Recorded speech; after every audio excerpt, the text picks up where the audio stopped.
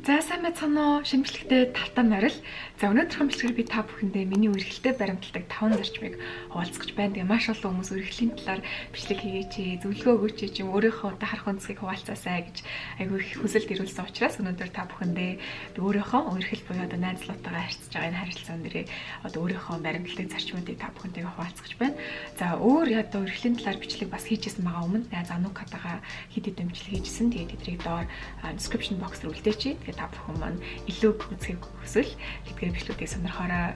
За өнөөдөр та бүхэндээ ерөнхийдөө бол нэг миний хувьд чухал гэж үзсэн 5 зарчмуудыг хуваалцъя гэж бодож байна.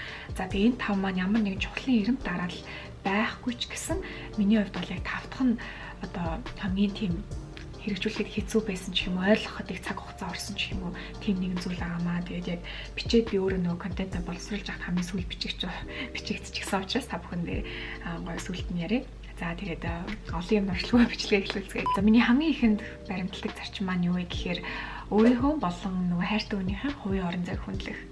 За энийг бол айгүй олон хүмүүс ярьдаг. Тийм бид нар айгүй сонсдог мөртлөө хэрэгжүүлэхэд айгүй хэцүү байдаг. Тэгээд энийг бас би яагаад айгүй чухал юм бэ гэдгийг бас өөрийнхөө өнцгөөс тайлбарлая гэж бодлоо. Тэгээд нөгөө хоёр хүмүүс ингээд одоо үрхэд ингээд нийлэхэрээ одоо ингээд нэгдмэл боллоо гэж ярьдэн шүү дээ. Тэгээ чи миний одоо би чиний биеийн хагас чинь чи миний биеийн хагас ч гэдэг юм уу. Нэг тийм өгнөд өгдөн шүү дээ. Ингээд хоёр хүн нийлээд нэг болно гэж ярьдаг. Би бол энэтэй нэг тийм амар санал нэгдээд байдгүй. Нэг одоо тэр нэгдэх нэгдмэл гэдэгт нь би санал нийлдэг ч гэсэн яг хоёр хүн нийлээд ингээд нэг болдог гэдэг гэхээс илүү миний хувьд болохоор нэгдмэл гэдэг энэ зүйл нь өөрөө яг хоёр тусдаа бүөрөнхий тэгээ хоёр тусдаа ертөнц ингэж яваад тэгээд ингэж нэгддэг гэж би боддөө. Тэгэхээр хажуу талаас нь харах юм бол хоёулаа яг тусдаа давхар нэгэн зэрэг оршиж байгаа. Гэхдээ ингэж нэгдээгүй ингэж нэгдээд ингээд нэг гэж харагдаж байгаа. Ойлгогдож байна. Тэгээд би нэр энд одоо ярьж байгаа зүйлсээ бүгдийг яг өөрийнхөө орлого клуб болох цахим сургалтын дээр илүү дэлгэрэнгүй ярилцдаг байгаа. Тэгээд та бүхэн маань бас илүү дэлгэрэнгүй мэдээлэл авах хүсвэл aruoyan.com гэдэг вебсайтаар зочлоорой. За тэгээд өнөөдөр ярилцж байгаа зүйлсийг болохоор би ингээд одоо чимхлүүр маягийн хүмүүст ингээд аваад ингээд бацлаад ярьж байгаа шүү. Тэгээд илүү гүнзгийрүүлж илүү орлого клубаа ярьдаг байгаа. За тэгэхээр юуны төрөнд яг тэр unity гэдэг зүйл нь тэр нэгдмэл гэдэг зүйл нь хоёр салангад ертөнц нийлээд нэг болдгоо маа. Хоёр салангад ертөнц тусдаа давхар нэгэн зэрэг оршиж нэг байж болд юм аа гэдгийг хэлмээр байна. За тэгээд миний хувьд болохоор би найзлуутайгаа одоо үргэхээс өмнө бүр хэлдэг байсан тий. Одоо үргэхлийн талаар бид нар аяах ярилцдаг байсан л та найзууд байхдаа. Найзлуутайгаа би бүр 13 4-т байсан хойш найзууд байсан. Миний хамгийн сайн эрэгтэй найзуудын нэг баг миний угаасаа хамгийн сайн эрэгтэй найз. Тэгээд бид нар аяах ярилцдаг байсан. Тэгээд ярилцах болгондоо би ингээд аяах хэлдэг байсан гэх юм уу.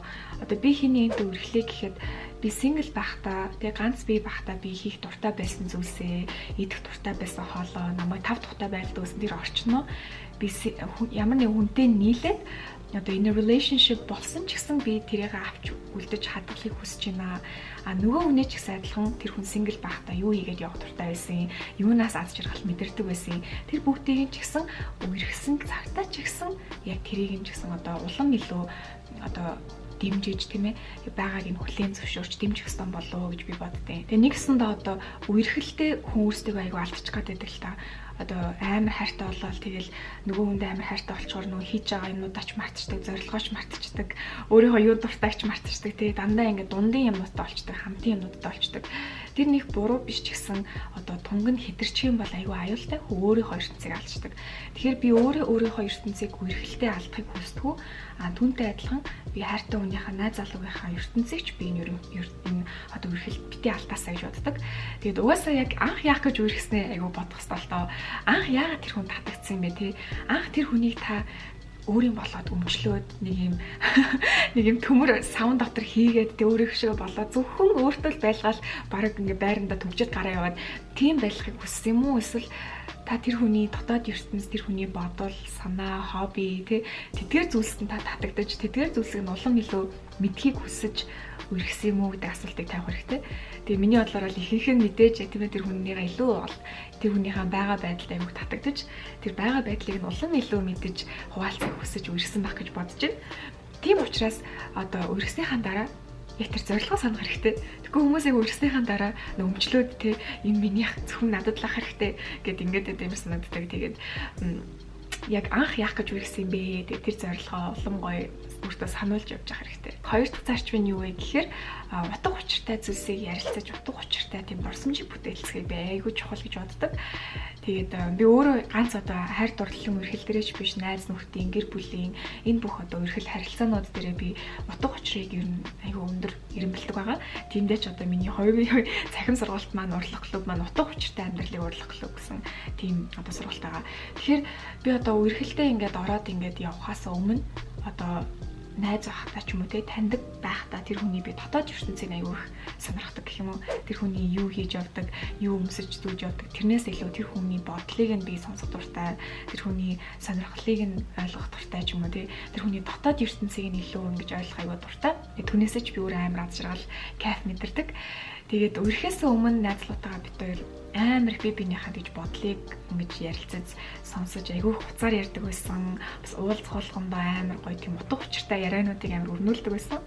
Тэгээ тийм болохоор миний хувьд яг ингээд үргэлжлэснийхаа дараа ингээд одоо нөгөө expectation буюу хүлээлт ингээд зөрөлдөөгүй гэх юм уу.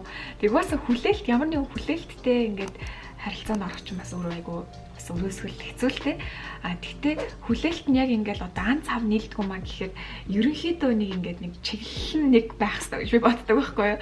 Тэгэхээр одоо хин нэгэнтэй үргэлжлэх гээд ингээд бичилцэж байгаа бол та бүхэнд юу шилмээр байгаа гэхээр аль болох тэр хүнийхээ тийм ээ дотоод ертөнцийг сайн судалж ойлгож мэдхийг хичээгээрэй. Яагаад энийг хэлж байна гэхээр хүмүүс нөгөө нэг амар бие биентэй нэг ярилцаагүй мөртлөө одоо нүдэрээ хараад дурлцсан ч гэдэм үү эсвэл чихээрээ сонсоод дурлцсан тийм хүмүүс ингээ үрхэн гутаа чи тэгж боддог гэсэн юм уу?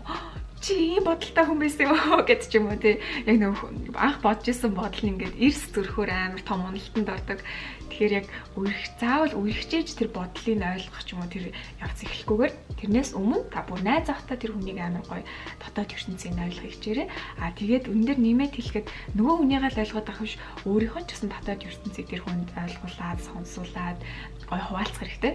Харин энэ дээр нөгөө хүн чинь таны дотоод ертөнцийг сонсох ямар ч сонирхолгүй ямар удиртай бэ захил өөр юм яриа. За бити юм дип юм яриа дээ. Бити гүн байгаад дээ ч гэдэм үү те. Тиймэрхүү юм ярьж байгаа бол бас айгүй том улаан тохио. Ягаад гэвэл та насан туршдаа тийм ээ таны царай хөвшин, таны бие галбир өөрчлөгдөн, таны хийж байгаа зүйлс ч хүртэл өөрчлөгдөн тийм ээ. Харин таны юу үргэлж таны хിവэрэ байх вэ гэхээр таны дотоод ертөнц буюу таны бодол, санаа, зарчмууд тэрийг тань ойлгож тэрэнд нь төрүүлж дурлах хэрэгтэй гэж би бол боддتي. За тэгээд яг хамтын хийх зүйлс гэх юм бол ерөнхийдөө бол нэг хамт суугаад кино үзэл ч юм уу тийм юм хийхээс илүү бид хоёр айгүй гоё тийм гадуур явж юм одоо activity буюу ямар нэгэн гоё тийм үйл ажиллагаанд оролцох дуртай. Тэгээ манай найз луу одоо миний баг айгүй эсрэг ахгүй юу. Би ингээд айгүй татгшоогоо ингээд чимээгүй айгүй introvert тал руугаа тэг ингээд гэртээ ганцаараа юм аягаа суух айгүй дуртай. Манай найз луу болохоор ингээд айгүй одоо гадуур явж гоё хөвгөлтэй зүйлс хийж тэрнээс аим гоё ичүүч авч энерги цэнэглэгддэг хүн. Тэгэхээр яг ингээд тэрийг айгүй гоё ингээд хамтруулаад одоо манай найз луу тийм хийх үе юм хийх үү тийшээ яа энэ шиг яа гэж янгот нь би ингээд анх ингээд жоохон ядрах юм санагдаа ч юм уу тий ичүүчээ ингээд хамнаал гамнаал ингээд хамгаалаад байдаг гэсэн. Тэг ингээд явах болгонд ингээд амар гоё ингээд дурсамж бүтээлцдэг байхгүй юу. Тэгээ би хизээч гэртээ ингээд тэр өдрөөс амар гоё ажиллаа хийж амжуулж үлээ. Бүр ингээл бүх ажлаа амжуулсан штэ би тэр өдрөө хизээч тэгээ сандгүй штэ. Тийм өдрөө зөндөл байгаа. Гэтэ би хизээч тэгээ сандгүй яг ямар үеийг сандгүй гэхээр нэрээ хайртайгаа тэр гоё аялалд яваад тэгэхэд гоёсэн да. Тэгэхэд гоёсэн да. Тийм зүйлс хийсэн ч гоёсэн да. Тэр найзуудтайгаа ингээд уулзахад бөөнөрөө гоёсэн да гэж сандаг. Тэгэхээр миний бас хувийн амьдралын зорилго юу гэхээр аль болох тийм гоё дурсамжуудыг олныг бүтээж тэ одоо насны эцэс тэр дурсамжуудаараа л хүн өөрийгөө хөглөн гэж юу боддоо шүү дээ. За миний та бүхэн өгч байгаа 3 дахь зөвлөгөө нь болохоор ууртай байхдаа нэг нэгэндээ муухай үг хэлээд одоо нэг нэгийг гомдоохгүй байх. Ер нь л нэг нэгэндээ муухай үг хэлж нэг нэгийг гомдоохгүй байх аюул чухал. Хүн яг нөгөө нэг ууртай байхдаа хүний сэтгэл санаа аюул савлгаагүй байдаг. Тарих ялангуяа яг орон зайн цаг хугацааны үед аягүй савлгаагүй байдаг. Тэгэхээр одоо ямар нэгэн одоо зөрчилдөө маргалтаа үүсгэхэд тухайн зүйлийг одоо цаг дээр харж чадахгүй тийм ээ. Нэг бол өнгөрсөн рүү яваал, нэг бол одоо ирээдүйн рүү яваал тийм. Маш их савлгаад байдаг. Тэгээ буцаж одоо цаг дээр ирснээ ч харж чадахгүй. Буцаал өнгөрсөн рүүгээ буцаал ингээл ирээдүйн рүү ингээл савлаад байдаг. Тэр нүү тарих нь аягүй савлгаатай байгаа учраас хүний одоо үг хэллэг ийм хэсэгтээ гарч ирч чаддгүй гэсэн үг. Логиктой бодож чадахгүй л амар олон юм ирчдэг тий. Тэгээ сүүлд нь тийм ярих хэрэг ч байсан ч юм уу. Тэрийг шал дэмий хэлжтэй ч юм уу. Тэгэж айгүй харамсахгүй байхын тулд би ууртай байхдаа яадаг вэ гэхээр энийг манай найз руу бүр шаалаад идэв. Би ингээд айгу чимээг болчдөг. Би ингээд амар их юм хэлмээр байсан ч чимээг болчихдог байхгүй юу. Тэгээд чимээг болно гэдэг нь хизээч тэр одоо болсон маргааныг шийдэхгүй байна гэсэн үг биш. Мэдээж шийднэ. Гэхдээ яг тэр тухайн цаг үед биш. Яг л би нэгсэндээ одоо эрүүлэр бодож чадахгүй байна гэсэн үг. Тэгэхээр би чимээгүй болоод хэдэн цагийн дараа ч юм уу одоо магадгүй нэг өдрийн дараа ч юм уу тий эргээд ярихад хамаагүй тайвширсан тэр олон хэлийгээд ингээд бодож исэн юмнууд хинж нэг шаардлагагүй болсон ч юм уу тий. За тэгэл баг би өөрөө ч баг тэрэнд нэг уурлахаа болцсон ч юм уу эргээд бодгоо юм жижигхэн юм байж дээ ч юм уу хэрвээ үнэхээр нэг ярихаар юм байвал яг тэр гол санаагаа л хэлдэг. Би яг энэ л уурлж байна. Энэ надад айгүй хэцүү байна. Тэгвэл энийг яаж шийдэх вэ гэж ч юм уу тий. Яг ингээд поинтоо хэлээд гол санаагаа хэлээд тэгээд шийдэл рүү ордог. Тийм одоо ухамсарт орчдөг гэх юм уу? Жохон л төвчих юм болж тээ. Тэгэхээр одоо нэг хором төвчгээд тэр өгч уг нь айгүй зөв үг байхгүй юу? Гэхдээ нэг хором танд хэрэгтэй байна уу? Хоёр хором хэрэгтэй байна уу? Магадгүй 10 хором хэрэгтэй байна уу? Тэрийг та өөрөө шийднэ. Тэгээд өөртөө тэр хангалттай цаг хугацааг олгоорой гэж хүсэж байна. За дөрөвт зөвлөгөө маань болохоор хоорондоо айгүй мундаг тийм харилцаа холбоотой байгаарай гэж хүсэж байна. Тэгээд ер нь хоорондоо ингээд харилцаа холбоотой байна гэдэг нь тийм байнга салхалж юу гэж хаана яг гадаа тийм хизээ ирэх ингээд тийм ингээд харилцаа холбоо биш ээ. Зүгээр л яг нэг нэгнийгаа хэрэгтэй үед нь байдаг байх. Одоо жишээ маань найз руу над руу залхахад би ингээд олон дуудуулаад ингээд одоо үнд ороод ч гэдэг юм уу тий. Тийм юм ингээд жоохон бахт амар байдаг гэсэн. Одоо яг хэрэг байд юм уу. Тэгтээ ингээд ер нь яг үнд орно гэж ярьдэн шүү дээ. Уцаа авахгүй. За нэг хоёр дахь залгах дээр нь авдаг ч юм уу. За эсвэл удаан дуудуулдаг ч юм уу. Эсвэл мессеж бичгтэн шууд хариулдаг ч юм уу. Тийм юм би бүр үнэн голоосоо дургу. Найзлууд дээр маань найзлууд залах юм бол би хараал бол би шууд авдаг. Хэрвээ би missed call-ыг харсан бол би одоо чинь аюу завгүй юм хийж аваад missed call ирсэн байгаа бол би завгүй юм байсан ч гэсэн би зогсоогоод шууд залхаад ясаараа гэд ярьдаг. За тэгээд ер нь одоо ингээл одоо чухал юм чим өдөрт ингээ хийгээ явж байгаа юм да. Одоо өөрөө тэр хүн асуугаагүй хахад би ер нь залхаад хэлждэг. За юу ч нэраа тэнд явж байна. За би одоо энийг хийчихэд харьлаач гэдэг юм уу.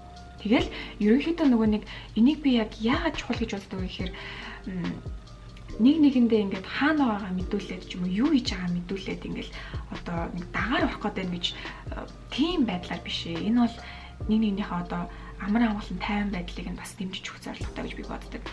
Манай аав ч айгүй юм харилцаатайсан байхгүй юу. Одоо чи аав маань уулзалтанд яваад айгүй оройтч ирэх юм бол ээж одоо ингээл хизээч тий хардаж мадаа тийм байдлаас харахгүйгээр яна аав гайг байгаа.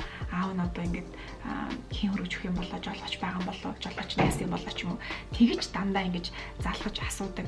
Аав ээжийг тийг санаа зовдгийг мэддэг байсан болохоор урьдчилаад залхаад тийм биш үү тэдэн цагийн үед ирэхээр шүү. Оройд хороол эргүүлээд хэлнэ гэд дандаа нөгөө keep up to date байдаг байсан болохоор би бас тэрийг нь жоохон ч гэсэн өөртөө суулгаад авсан юм болов уу гэж бодсон л тоо. Тэгээд яг ингээд дандаа ингээд хоорондоо нэг нэгнийг апдейтлээд явах айгүй зөв. Тэгээ апдейтлна гэдэг нь нэгнийхээ хувийн орон зайлууд хэтэрхий ороод нэгнийхээ доор дагаар оруулаад бүр ингээд тэр хүний ертөнцийг ингээд боомлох биш шүү. Хэрвээ тийм болоод ирж байгаа бол энэ бол буруу шүү. Та бүхэн өөрсдөө мэдрээд ирнэ арай л миний орон зайлуу халтаад байна уу та гэх тээ. Тийм биш зүгээр л за би одоо тэнд шүү тийшээ одоо тэгчих шүү. За тэгээ би харьлаа. Чи хизээ ирэх юм бэ? Хоолоо тэдэн цаг бэлдсэн байя. За тэгээд ирээд идэрээ бид үл юм аялаа шүү ч юм. Иймэрхүү байдлаар айгүй хөөрхөн хоорондоо апдейттай байгаарай гэж хүсдэг. За миний ингээд та бүхэндээ өгч хамгийн сүүлийн үе 5 дахь нэг үргэлжлэлтэй баримтлагдаг зарчим бол мэдрэмжэн дээр суурилсан нэг зарчим байгаа. Тэгээд би бичлэгийн ихэнд хэлжсэн. Энэ бол миний одоо ойлгох гэж хамгийн цаг хугацаа орсон ч юм уу. Одоо тийм нэгэн зарчим байгаамаа. Тийм учраас та бүхэнд бас маш чухал гэж бодоод хуваалцж байна. За мэдрэмжэн дээр суурилсан зарчим нь юу вэ гэхээр эхлээд би та бүхэнд англиар нэлээд тэгээд дараа нь монголоор нь одоо утгачлж орчуулж өгье. За англиар болохоор I am here to share your feelings but I am not responsible for your feelings. Одоо юу гэсэн үг вэ гэхээр би чиний тэр туулж байгаа мэдрэмжүүдийг хуваалцаж чаднаа. Гэхдээ би үүрэлцэж чадахгүй гэсэн үг. Маш чухал. Дахиад нэг тавтаад хэлье. Би чиний туулж байгаа мэдрэмжүүдийг би хуваалцаж чадна. Гэхдээ би үүрэлцэж чадахгүй гэсэн үг. За энэ юу гэсэн үг вэ гэхээр бид нар хүн л болсон тийм ээ маш олон одоо гадны хүчин зүйлээс болоод дотоод хүчин зүйлээс ч тэр айгүй олон сэтгэлийн савлуудыг ер нь ингээд өдөр тутамдаа ингээд туулаад явдаг л та жижиг байна уу том байна уу тийм янз бүр. Тэгэн гот яг бид нар нэг хамтран амьдардаг хамт байдаг хамгийн хайртай хүндээ яг тэр нөгөө туулж байгаа сэтгэлийн савлуудаа тэр хүнээс биш байхад тий тэр хүчин зүйл нь тэр хайртай хүнээс чинь биш байхад тэр хайртай хүн дээрээ яг үүрэг хариуцлага мэт өгөөд тэр хүнийг засах ёстой мэт ойлголттой яваад байдаг. Тэр хүн засаж залруулж өгөх ёстой мэт. Энийг би юу гэж олдоо вэ? Бид нар амар хайртай болохоор энийг ингээд баг итгэлцэлтэй ингээд дүүцүүлж ойлгоо те. Энэ хүн л надад хайртай юм чинь энэ хүн намайг засч чадна гэж ойлгоод идэх байх. Магадгүй энэ бас итгэлийн суурьтай байдаг байх. Гэхдээ яг өөрийнхөө энэ мэдрэмжүүдийг ялангуяа гадны хүчин нөлөөнөөс за тэгээд тэр найз залууч найз охин эхнэр нөхрөөс чинь биш байхад тэр хүнийг засах ёстой мэт үүрэг хариуцлага болгож өгөх нь айгүй токсик буюу хор хөнөөлтөй. Яагаад гэвэл таны тэр мэдэрч байгаа мэдрэмж таны мэдрэмж учраас таны дотор явж байгаа мэдрэмж учраас та тэрийг өөрөө засаад өөрийнхөө үүрэг хариуцлага болох хэрэгтэй байдаг. Мэдээж нөгөө хүн чинь тантай хуваалцаж болно. Таныг сонсож болно, таныг ойлгож болно, таныг дэмжиж болно. Гэтэ тэр хүн түүнийг засах тийм үүрэг хариуцлагатай биш шүү. За нэг жишээ хэлээ л та. Саяхан би бас айгүй бол юм сэтгэлийн савллуудыг ингээд нэг туулаад өгсөн. Тэгээ сайн өнгөрсөн 7 хоногт боллоо та. Тэгээ манай найзлуутай ямар ч холбоогүй яг миний өөрийн нэг болж байгаа юмуд ч юм уу, тэгээ хийж байгаа ажлаас ч юм уу, шат төслүүдээс ч юм уу ингээд юм болоод сэтгэл санаа ингээд умрал яах ёстой болоо гэл ингээд уурлал, стресстэй бухимдал тэгээд ингээд яг тийм үед нөгөө нэг эргэн тойронд байгаа хүмүүс жоохон уур үргээд идэв штэ хийж байгаа нэг жижигхэн юмд ингээл стресс гэж юм уу бухимдчих гал тий. Тэгэл нэг найзлуугаа харахаар нэг ууралмарч юм шиг, уйлмарч юм шиг дэвтэр ч юм уу ингээд бас амар дотно болохоор ингээд тэр хүнд ингээд хилээд бүгдийг ингээд уудлаад ингээд хамаагийн дотроо гамнуудаа ингээд хилээд тэр хүн рүү ингээд наа одоо чиний байл ингээд өгчмөр юм шиг хэрнээ би ингээд бодож явахдаа тэр бол айгүй тийм шудраг бус харилцаа. Яагаад гэвэл тэр хүний туулах ёстой юм биш шүү дээ. Энд чинь яг миний л туулах ёстой юм. Хэрвээ тэр хүн хамааралтай байсан бол би хуваалцах ёстой. Гэтэ тэр хүн хамааралгүй тэр хүнд би ингээд тэр хүний буруу юу ч биш байхад би энэ чиний буруу энийг надад засаад өг гэх бол айгүй шудраг бус. Тийм учраас яг би нөгөө нэг эргээл яг бодсон л таа. За энэ яг хэний мэдрэмжүүлээ? Энэ мэдрэмжүүдэд хин холбоотой байлээ? Юу холбоотой байлээ? Тэр шийдлүүд нь тэдгээр зүйлс төр байх хэрэгтэй болохоос биш бидний эргэн тойронд байгаа хайртай хүн дээр шийдэл нь бол байхгүй. Тэгэхээр одоо энэ хүртэл жишээ нь одоо миний манай найзлал надад тусч чадна. Сонсоод, дэмжиж, ойлгоод тий. Гэхдээ энэс цаашаа энэ хүртэлх одоо тэр аяллыг би өөрөө л туулна. Яг энэ одоо найзлууд дээр ч биш тийм ээ бидний ээж аав найздгууд хэн бэ тий. Одоо сэтгэл зүйч тэр магадгүй энэ хүртэл тусч чаддаг. Тодорхой хэмжээнд тусч чаддаг бидэнд. Түүнээс л бүр ингээд бүрэн дүүрэн дуустал нь шийдэж өгч чаддгүй. Тэр аяллыг бид нар өөрсдөө хийх шаардлагатай байдаг. Яг түрүү 7 хоногийн болсон асуудал дээр бол би найзлуудаа хэлээчгүй энэ хүртэл нь ч явуулаагүй. Яагаад гэвэл би өөрөө ойлгоход ухамсарласан байсан учраас за энийг бол би өөрөө л ингээд даван тулаа гарч игээд тэгээд даван тулаа гарсан. Тэгээд яг ийм байдлаар ингээд бит хоёрын хооронд айгуугаа утга учиртай харилцаанууд ингээд үүсэх боломжтой. Тэгэхгүй ингээд ямар ч ингээд хамааралгүй юм тэр хүнд яриад ингээд уудлал ингээд тэр хүн чинь ч гэсэн өөрийн гэсэн ийм асуудалтай проблемтэй туулах хэвээр зүйлстэй ч юм уу тий бодох хэвээр чаленжуудтай шийдлүүдтэй ингээд явж хахад нь ингээд шал хэрэгтэй юм нэмэрлэмээр санагддаг л та юм хэрэггүй юм нэмэрлээд тахаар жоохон димиг санагддаг. За тэг өнөөдрийн хамжлэгээр бол би та бүхэнд өөрийнхөө эрхлэлтэй баримтлаг 5 зарчмыг хуваалцлаа. Тэгээд мэдээж илүү олон баримтлагдаг зүйлс ч юм уу боддог зүйлсүүд байгаа. Тэгээд тэр бүгдийг бичлэмж ярина гэвэл мэдээж болохгүй. Харин би та бүгдээс юу хүсэж байна гэхээр доор комент хэсэгт та бүгдийн эрхлэлтэй баримтлагдаг зарчмууд юу гэдэм бэ? Тэдрийг гой хуваалцаарай. Тэгээд бусад хүмүүс ч гэсэн уншаад айгуу гой уран зориг авнах. Би ч гэсэн уншаад айгуу гой уран зориг авдээ шүү. Та хэдхэн комментуудаас. За тэгээд дараач хамшиг уулзлаа. Түр баяр таа.